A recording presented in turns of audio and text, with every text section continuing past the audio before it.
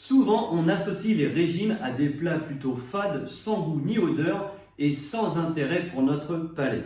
Donc, la vraie question à se poser, c'est comment se faire plaisir tout en suivant une diète.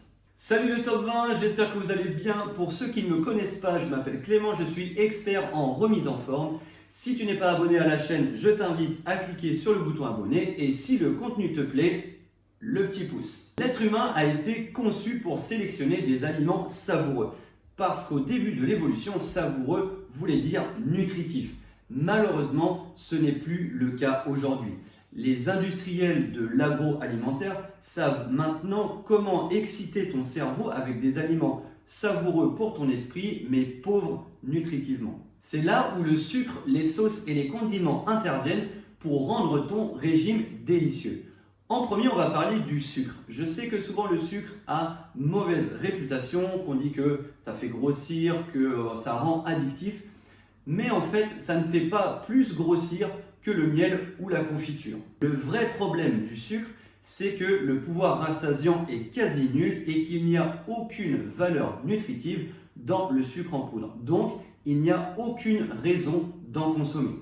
À la place, tu peux essayer de consommer des édulcorants. Je sais que le goût est un peu bizarre, mais ça peut te donner un goût sucré à tes desserts, par exemple, sans le surplus calorique du sucre. On va parler ensuite des sauces. Il est très important lors d'un régime, lors d'une diète, de savoir concocter des sauces très peu caloriques, mais avec beaucoup de goût. Tu peux par exemple réaliser des sauces à base de fromage blanc 0% ou directement utiliser des sauces industrielles 0%. Alors, je ne suis pas vraiment fan de tout ce qui est industriel ou tout ce qui est 0%, mais ça peut t'aider à faire la transition vers un style de vie beaucoup plus sain. En dernier, je vais te parler de la sauce soja. C'est vraiment une sauce qui va donner énormément de goût à tes aliments. Personnellement, j'en mets partout et ça sauve la plupart de mes plats.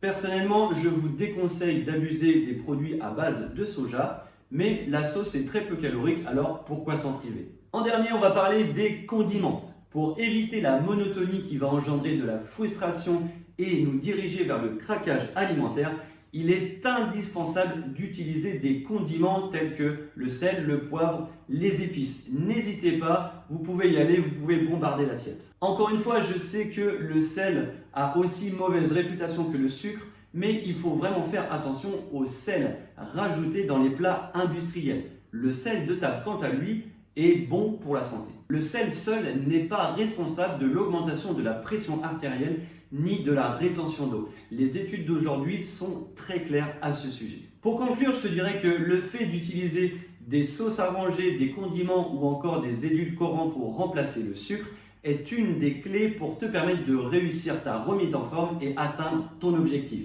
Merci beaucoup de m'avoir écouté, je vous dis à très bientôt pour une nouvelle vidéo et d'ici là, impose ton style et change tes habitudes.